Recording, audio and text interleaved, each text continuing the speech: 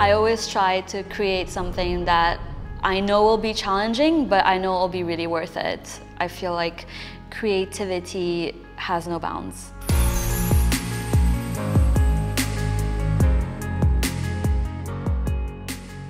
My name is Gabriella and I'm a jewelry designer. I was born into a family that really embraces design. So my curiosity for the arts was piqued from a very early age. I guess as a kid, I was really fascinated by everything that had sparkle.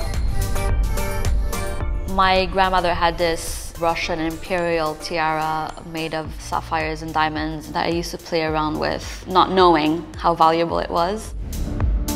That particular tiara was one of the elements that really sparked my love for jewelry. I went on to study sculpture and architecture in the US. For me, jewelry is a bit like a miniature sculpture. It basically ties in both my passion for fine arts and jewelry. One of the pieces that I've made for Sotheby's diamonds is inspired by the Chrysler Building in New York. I love the architecture in New York. I love the Deco period. And the halcyon earrings are literally based on the sun reflecting on the Chrysler Building.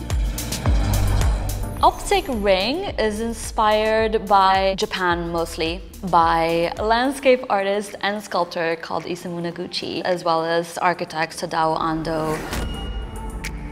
It looks very minimal, but actually there's a lot of work that goes behind it. The polytope earrings were inspired by another sculptor called Olafur Eliasson. He does a lot of biomorphic shapes, and I pay attention to the whole piece itself. So it's wearable art, it's an extension of your personality. The Infinitas ring was inspired by nature and the whole cycle of nature, which is infinite. And I think there's something very romantic about that. I feel like I'm a bit of an observer, like an explorer of sorts, and I just like to talk to people or get to know different cultures, and that's how I get inspired. Initially, the Holi earrings were inspired by the Holi festival in India and all the colors and the movement. So it went from that to Hilma Klint.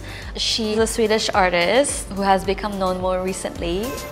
Her artwork has a lot of movement, has a lot of color, and the Holi earrings have all of these elements.